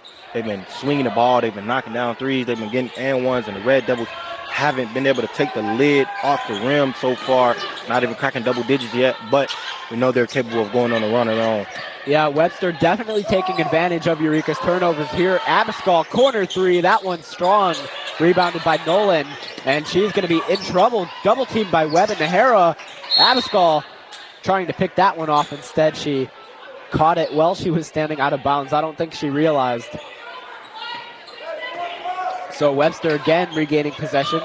That was great defensive pressure there by the Red Devils, trying to get back into this, trying to pick up their intensity. And it's going to be plays like that that are going to get us back into this game. Ball back in play as Webster trying to get something going here. That one's going to go out of bounds. Illingworth unable to track it down. Eureka once again with the basketball. 3:37 left to go in quarter number 3. Gorlocks up 55-42. Abascal crossing the half-court line. On the other end, it'll be Devaney waiting for her. Webb to Nahara. Redgate stands at the top of the key. She's going to go for the three. That's short. Offensive board, Jackson. Nahara over her opponent. No good there. Loose ball. That one's good. Wow, looks like... It almost looked like that was a punch thrown from the way she moved her arm, but... Yeah, both teams really getting to it defensively, really being super aggressive. You know, limbs start to fly, bodies start to collide, and get some foul calls, but no dirty play here. It's all just part of the game. Yeah, in Eureka, again, another dry offensive drive. Pass to Nolan, who is going to be waited for by Abascal. Stannard slowing things down. Wilson into the hands of Nolan again. That one going to be deflected. Wilson under the paint, putting it up. No good. But again, she's going to get fouled, and she'll be sent to the line once more. Well, yeah, Wilson back at the line again. You know, she's been super adept, aggressive in that paint. She's been getting down there a lot and trying to add to her team's win total, point differential. Right now, she's up to 13 points with a chance to make it 14, and she does exactly that. Webster now up 15. Yeah, and to add on to that, I mean, it's one thing for Eureka to allow Wilson to really do what she's good at, play in that paint and draw the contact. But at the same time, if you are going to do that, you have to respond on the other end. And Eureka has not been getting a great look at shots right now, as that one, loose ball taken away there. Wilcox unable to hold on. Potential look there, and good for Wilson. Now Webster starting to run away with it, their biggest lead of the game, up 17. with that run out from Wilson. She's up to 16 points. Wilcox stopping her feet to Ness. Now into the hands of Nahara. She's going to float that one up, and the shot is no good, but Nahara drawing the contact will get fouled. Nahara with these free throws maybe add some much needed points for the Red Devils currently. We haven't scored in a while, only 7 points in total in this quarter. So this will be Nahara's second trip to the line in this game. Webster up 59-42 in what has been a very explosive third quarter for the Gorlocks. As Nahara's first attempt is good, so she'll extend her point total here this afternoon to 8 points, hoping to make it 9. The Devils have been outscored in this quarter, 8-20, the lowest scoring quarter in the game. Make that 9-20 with that Nahara free throw, now down by 15. Yeah, and there's two ways you can look at that. You could either, if you're Eureka, decide to really start to pick it up right now, or you're going to need a very strong fourth quarter. And at that point, I mean, you'd like to avoid that because you do not want to rely on the last quarter of play to try to come back. Absolutely. Being down this many points with only 10 minutes to make a comeback, to back against the wall is not something you want to go into. Let's see if the Red Devils can make a final push in these last 2 minutes of this quarter to cut into that lead even more, maybe get it down to around 11 points. Yeah, and we saw them make that very much needed push towards the end of the first half. But all of a sudden here, just struggling to find an offensive answer. Wilson knocking down that free throw there. Webb again pushing the pace, but she's going to need to wait because her teammates are still getting down the floor. Now into the hands of Jackson. Looking for Reich at the rim. Bounce pass. Reich firing it up and good off the backboard. We're going to need more buckets like that if we want to climb back into this game. Wilson again getting her hands on the basketball. Firing. No good. Nearly making it a three-point play as she was fouled. Wilson is having herself a game, getting to the hole and getting to the line at will here. Really, she's been the deciding factor in this increased lead in this third quarter. Yeah, she has 18 points in this game already. She leads the team right now. Wilson asserting her force down low. No good on that first attempt there in this game, shooting a little under 80% from the free throw line. But those are really good numbers, especially for this level of play at the collegiate level. And she'll go 1 for 2 on that drive. Gorlocks extending their lead 62-46 with under 2 minutes left to go in this third quarter. Nahara, deep pass to Jackson. Jackson taking her time. To her left. Playing off of Wilson. That pass is deflected, taken away by Nolan. And there is going to be a whistle blown on the floor. Red Devils have let turnovers let this game get out of hand. Yeah, that's exactly right, Eureka. In this game, 20 turnovers, but Webster actually has more by 1. But really, it's all a matter of those second chance points. Or excuse me, points off of turnovers, and Webster definitely taking advantage of that there.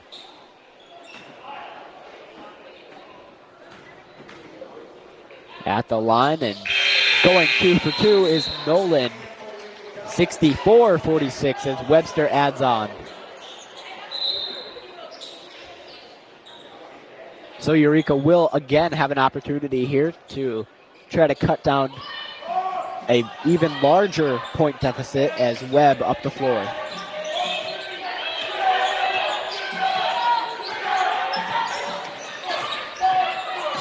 Webb rushing to the rim, finally connecting there.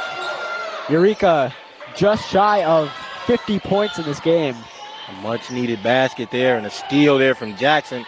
Right, there was a chance to cut into this lead before this quarter ends, and Jackson is doubled. Tried to get it to Zarello. Instead, Wilson picks it off. Lob pass to Nolan. Yeah, and that's exactly what cannot happen. Absolutely. You score for the first time in a few minutes, and then you're able to grab a steal but lose the basketball in the back end. Something that really needs to be taken advantage of for the Red Devils. Webb up the floor. 20 seconds left in this third quarter. Webb backtracking, finding Redgate in the paint, flipping it up, no good. Zarello offensive board, spinning, firing, no good, but the foul is called. Zarello a chance to make it to a 14-point lead. A little under 12 and a half remaining in this third quarter.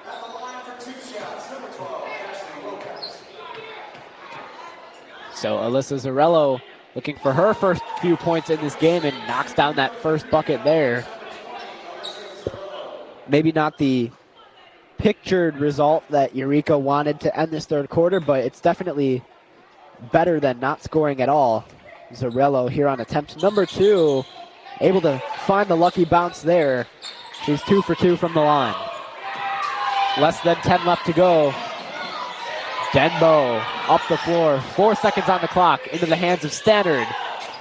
Trying to get a shot out, does so, and no good there. Another great defensive stop from Eureka. Executed really well, but the third quarter comes to an end. A very explosive third quarter for the Webster Gorlocks. They're going to head into the fourth quarter up 64-50. Stay tuned for fourth quarter coverage here on EC 103.1. Eureka College Red Devils basketball is made possible by Wendy Puff Pizzeria and Pub in Eureka. Locally owned by Mike and Bob Mayo, Wendy Puff Pizzeria offers a unique variety of pizzas, appetizers, salads, and desserts. Wendy Puff is open Tuesday through Thursday from 4 to 9 and Fridays and Saturdays from 4 to 10. Wendy Puff Pizzeria and Pub at 112 South Main Street in downtown Eureka. They also offer online ordering at wendypuff.com.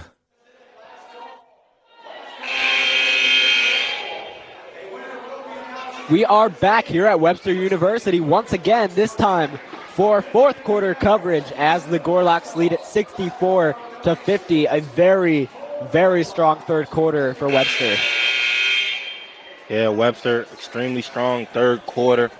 They scored over 20 points in that quarter. 25 points if my math is correct here. So the Red Devils have to climb and fight and scratch and claw if they want to get back into this. Yeah, that's exactly right. And as I mentioned, right now Webster has more turnovers than Eureka, only by 1, but Webster has more points off of turnovers, so it's kind of like those two factors cancel each other out. Eureka with the basketball to start this fourth quarter and immediately turn the ball over into the hands of Gilchrist. In the paint there, Redgate able to deflect that one out of bounds. But I will say that, again, not a way you really want to start off the fourth and final quarter of this game, especially trailing by 14 points. Gilchrist ready to inbound into the hands of Williams. She had an opportunity to put it up, but instead circles out. Curse, top of the key, guarded by Zarello. Gilchrist flips it over to Wilson. 8 on the shot clock. Williams spinning, outside pass, pump fake there, putting it up short. No good from Curse. Grabs her own offensive board, spinning again, and that shot off from behind the backboard. There is a foul call against Zarello, even though her hands were up. Again, there's that questionable call from the referee on the floor, something that Eureka has been unable to catch a break against. Yeah, the whistle hasn't gone in the Red Devils' favor.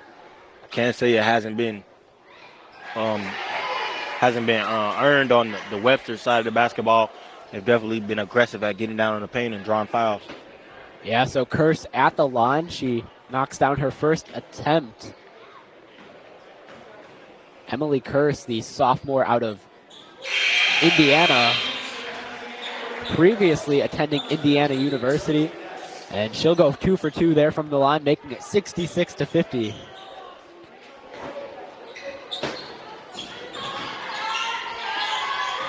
So Eureka back in play here. Webb again trying to push the pace, but again, that's something that hasn't necessarily worked out for Eureka. Practically all season long, she loses that one, fighting for it, and a jump ball is the call. You get a jump ball here and a lot of aggression on this side of the ball. I will say Maya Webb, as good of a player as she is, she needs to realize that she does have other teammates that are capable of scoring. Maybe holding on to the basketball a little too long there. As I was saying, her and Gilchrist have kind of had an unspoken back and forth. It's been, spoken through body language and actions. They've been going back and forth all game, and I think Webb is letting the game get away from her just a little bit here. Curse's three, no good, but Webster, specifically Wilson, offensive board, gets fouled on her attempt. So again, Webster really taking advantage of Eureka's fouls here late in this game. Clock will stop at 8:45. And again, Wilson will have a look at the line.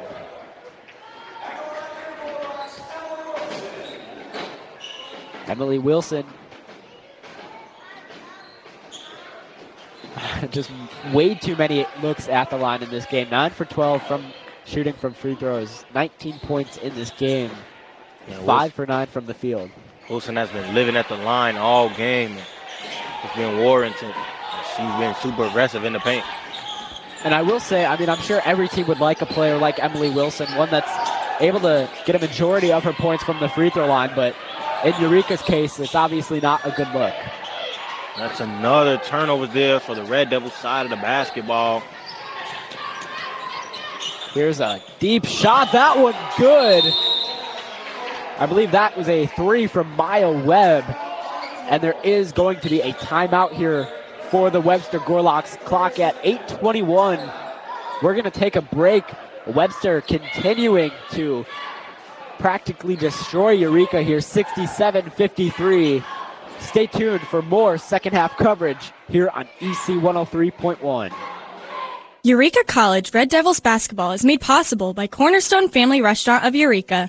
Locally and family owned for nearly 25 years by Michael and Donna Sweeney, Cornerstone Family Restaurant serves breakfast, lunch, and dinner every day.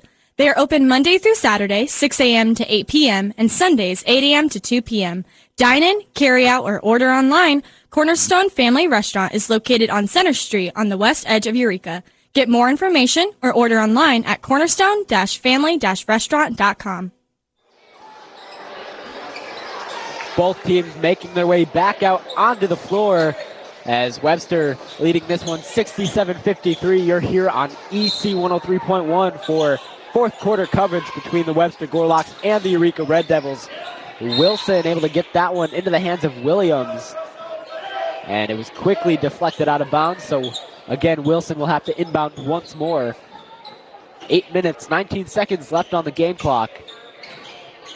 Eureka facing one of the top teams in the SLIAC Conference, pushing the pace. Gilchrist stopping her feet. Outside pass. Williams resetting here as she directs traffic.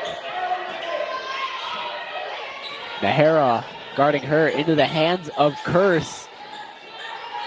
11 on the shot clock. Gilchrist rushing to the rim. Left hand and good.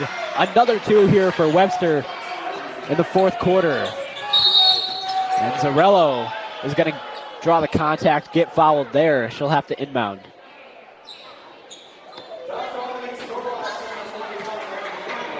Red Devils now down 16 in this game. Just barely under 8 minutes remaining. This game is not, Webster is not completely out of the woods just yet, as the Red Devils could make a final push to claw back into this game. Yeah, that's right. And something that Eureka has struggled with a little bit, especially in the fourth quarter, just trying to tally back late. Nahara will inbound here. And it's been a difficult thing to do for Eureka all season long, but as mentioned, especially against as talented as a team like Webster. Ness spinning there, she'll draw the contact, get fouled. You have players like Bethany Lancaster and Gilchrist and Emily Wilson who are capable of all reaching that double-digit mark in points like they did last game against Webster. And on top of that, Kareem, like you told me earlier, Bethany Lancaster isn't even in this game. She's one of Webster's star players. And for her to not even play in this game and Webster to still be up by such a large margin is a very good look for the Gorlocks. Ness knocking down her first attempt there. And she will only go 1 for 2 from the line. Loose ball taken away by Zarello. Falls to the ground but gets it to Nahara. Bounce pass Ness. Loose ball. And she's unable to save that one. So clock will stop at 7:34. And it looks like Wilson will inbound here. Second time the ball is almost ran into our side. Yeah, I will admit they put us in a little bit of a tight spot, especially like situations like that for a player to try to save a ball coming out of bounds. But absolutely. Illingworth, crossover move against Ness to the rim, picks up the basketball that she slightly lost, and the whistle's going to be blown there. Looks like a foul against Illingworth. She'll be sent to the line. 7 minutes, 17 seconds left to play in this fourth quarter. Gorlock 69, Eureka 54. Again, right now the Red Devils are tied in conference play, 8-5 with Principia and Greenville. So 3 teams tied for that third place spot in conference play. Looks like Webster has a pretty good look at coming out of this one on top, which isn't necessarily the end of the world for Eureka. Because remember, for the conference tournament, it is the top 6 teams that advance, and Eureka, even if they lose this game, they'll still be top 6. Webb in trouble. She fires it to Abascal. Bounce pass Redgate. That's going to be picked off by Curse. Another great read from the Webster defensive team right there. Wilson drawing the contact and knocking down the bucket. I don't think that one's going to count, though, as it looks like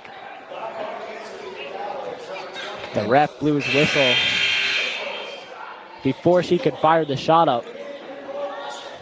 And Wilcox is drawing so many fouls here tonight. It's just been hard keeping her out of the lane without being over physical, guarding her. She's had herself a game. Yeah, that's right. Eureka in this game, 20 personal fouls. That pass nearly taken away. Abascal fighting for it.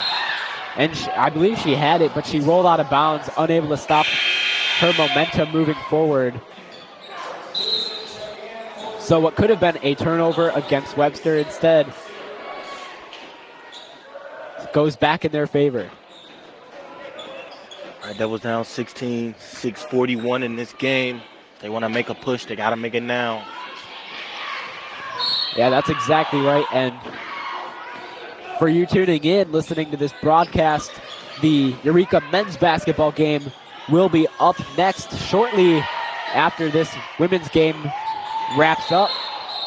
So if you are in the mood for more broadcasts of Eureka basketball, you're going to want to stay tuned for that as well.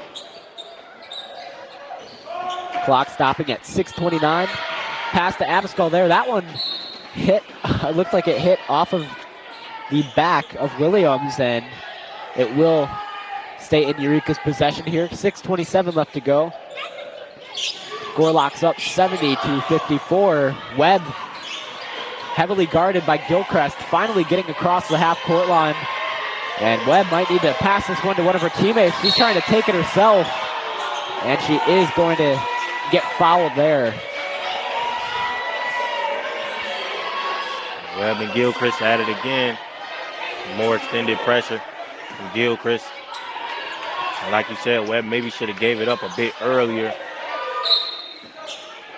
Yeah, Maya Webb is a very determined player, but at the same time, maybe she just likes to hold on to the basketball for a little bit too long. Nahara taking a fall there. Nahara came down on that knee that she has taped. She's been dealing with some knee injury this season. So her knees probably a little tender to the touch. She took that fall. So it looks like Webb will inbound here. And I just noticed, but Nahara is wearing the team shoes of Webster. Same exact team shoes. Kind of wonder what that's about as Nahara pulls up that mid-range jumper. Yeah, that one a little short. Nahara visibly frustrated there. So we're having a lot of very quick clock stoppages late in this fourth quarter. 6:10 left to play. Getting it into the hands of Williams. Now up the floor. Denbo once again. Stopping her feet, looking for a receiver. Flips it over into the hands of Wilson, who spins, loses it on her transition. Abascal pushing the pace. Flip to Nahara, stopping her feet, putting it up, no good, as she is fouled. And she will be sent to the line.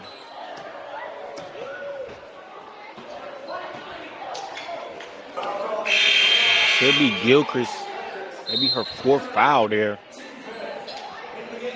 Yeah, Gilchrist definitely becoming a little bit more aggressive as the game clock starts to come to an end. Under 6 minutes left to go in this fourth quarter. Gorlock's up 70-54. I believe that's only the third foul for Gilchrist. But Nahara will be sent to the line. Maxine Nahara in this game. 30 minutes played, only 3 for 12. 9 points to her night. I should say 3 for 12 from the field. A lot of her points have come from the free throw line as she knocks down attempt number 1 there. And Nahara is just one of those players that all of a sudden starting to have a breakout season. She's going to go 2 for 2. Pass inbounds to Nolan. So as mentioned, under 6 minutes to go, Gorlock's lead at 70-56. Williams flips it to Nolan. Back to Williams. Pass. That one saved by Gilchrist. What a move. Denbow in trouble against Jackson. And looks like, I believe Jackson is going to get called for the foul. So again, maybe Eureka becoming a little bit too greedy.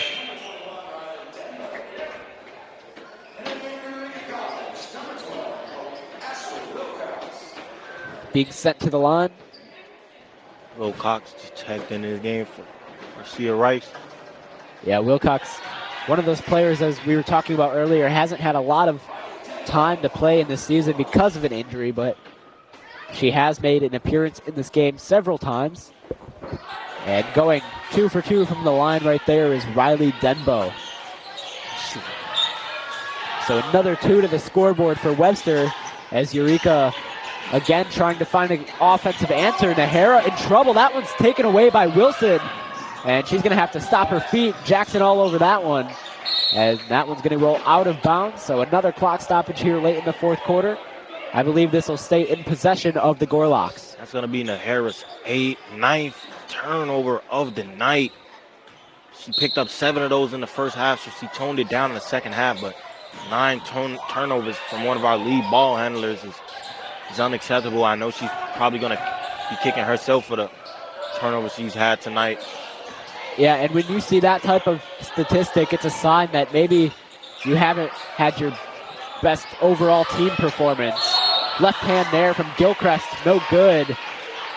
She'll be sent to the line, but either way, the amount of offensive boards that Webster has been able to pick up here this afternoon has really just been unacceptable, especially after knowing what type of defensive team Eureka is.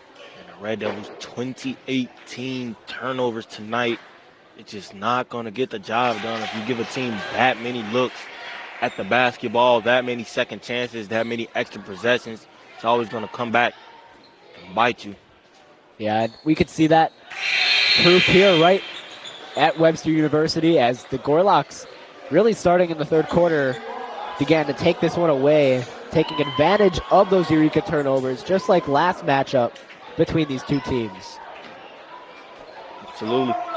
Webb gonna pick that one up as she takes it up the floor. Under 5 minutes left to go. Eureka trailing by a large amount. Zarello getting a touch on the basketball, and that is going to be an offensive foul against Alyssa Zarello. Zarello just moving too fast on that side, and it's going to be another turnover there for the Red Devils, and that'll be turnover number 30. Yeah, it looks like Nolan was a little bit shaken up there, but she is on her feet. Looks like she's going to be okay. But this one will go back into possession of the Gorlocks as Denbo once again will inbound. 4:43 on the clock. Gorlocks up 74-56. Again, for those of you tuning in, we want to thank you for listening to our broadcast. Matthew Swan, Kareem Burnett on the call. Men's basketball game for Eureka up next here at Webster University as they want to grab a win on the road. Here's a three. That one no good. Alyssa Abascal able to take that one away. 4:20 left in this game. It was down 18. Nahara looking for that backdoor cut from Jackson. Instead passes to Redgate. Open two. That one a little bit too strong. Nolan coming up with it. Large pass to Denbo. 25 on the shot clock as you can assume Webster going to try to just eat up as much of that time as possible. Outside pass. Denbo. Three. No good. Loose ball picked up by Jackson. Webb, assumably going to push the pace, instead stops her feet. Abascal trying to rush the rim, instead has to reset as Webb fires a three. Good! Maya Webb adding 3 to the scoreboard, and she now has 21 points in this game. I believe that's her 22nd point. Maya Webb has quietly had herself an amazing game. 8 for 15 shooting, 4 for 7 from deep, so she's 53 from the field, 57 from deep, and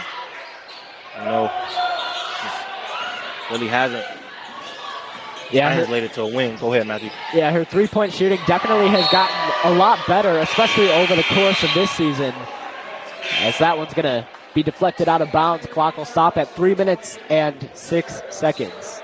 She got blocked there from Wilson on that three-point attempt. Again, Denbo will inbound here.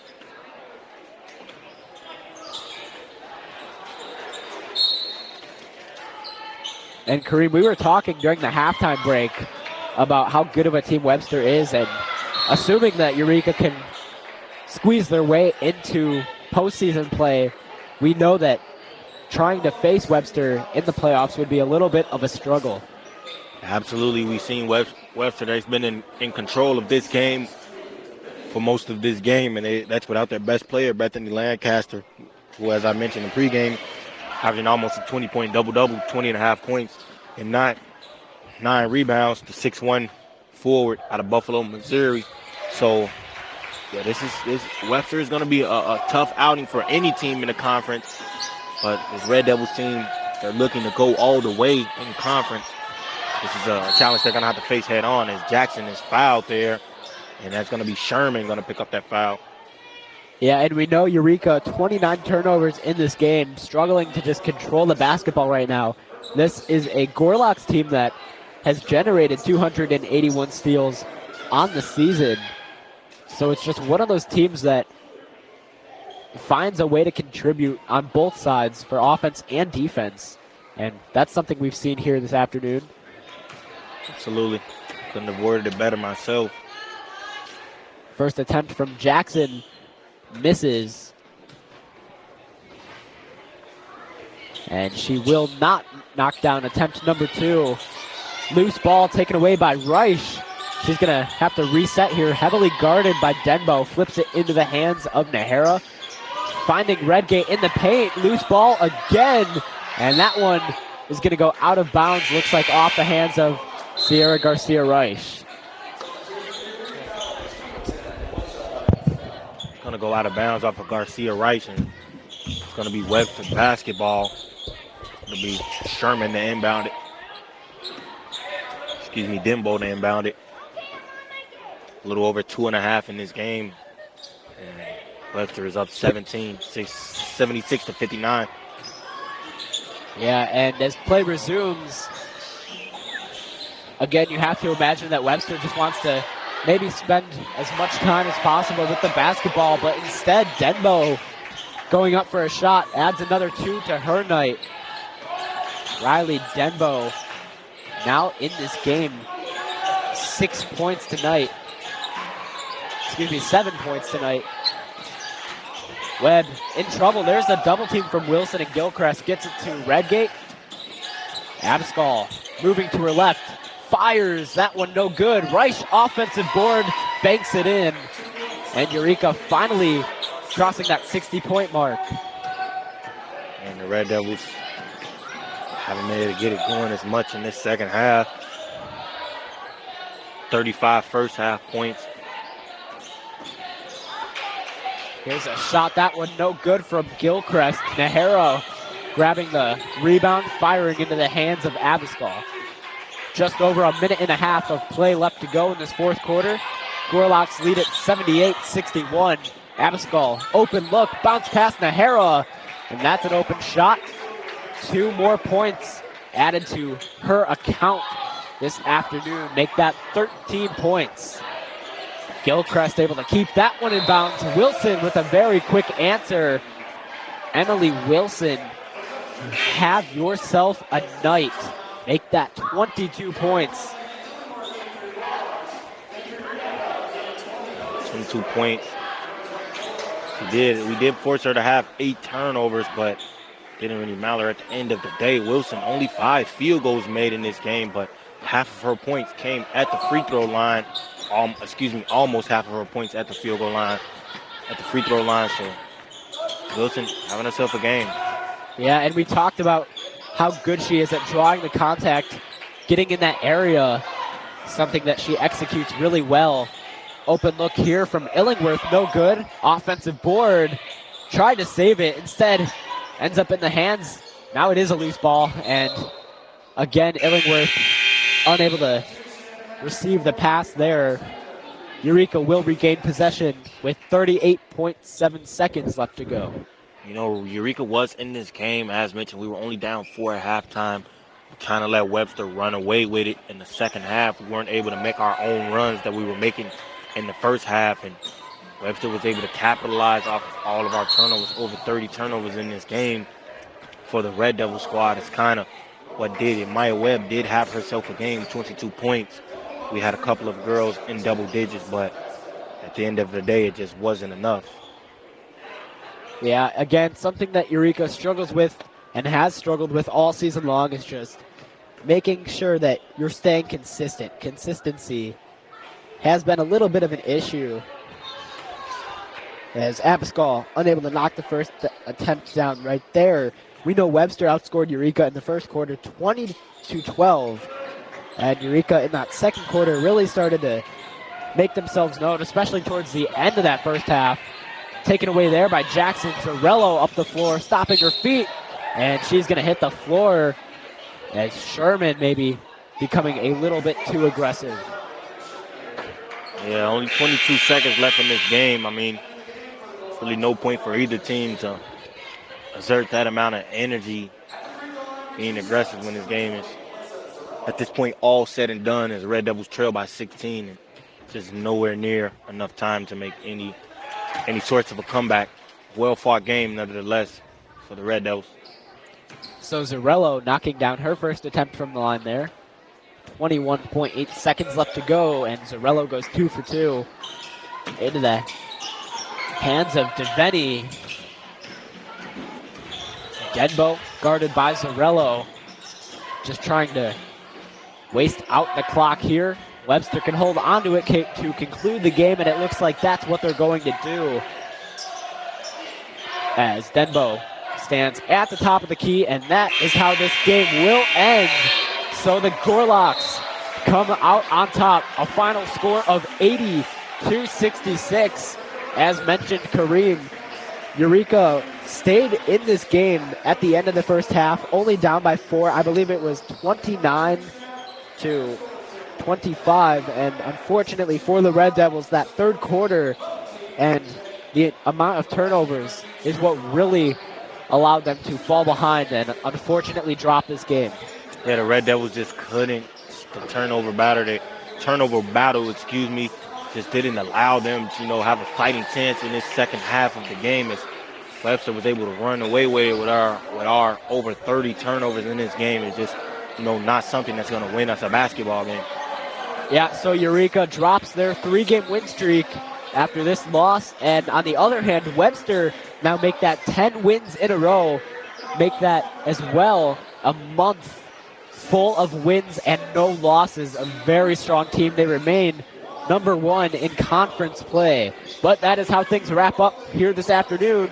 Our next broadcast of Eureka College basketball will be in about 30 minutes when Eureka visits Webster University. You can listen to that broadcast right here on EC 103.1. Live from the City Blue Technologies broadcast booth, Eureka College basketball is made possible by City Blue Technologies, a leading excellent dealer serving Central Illinois, Wendy Puff Pizzeria and Pub in Eureka, and by Cornerstone Family Restaurant, also in Eureka. The executive producer of Eureka College is Dr. John Malone. Tonight's studio operator was Jaden Randall. On behalf of my broadcast partner, Kareem Burnett, this is Matthew Swan. Thank you for listening.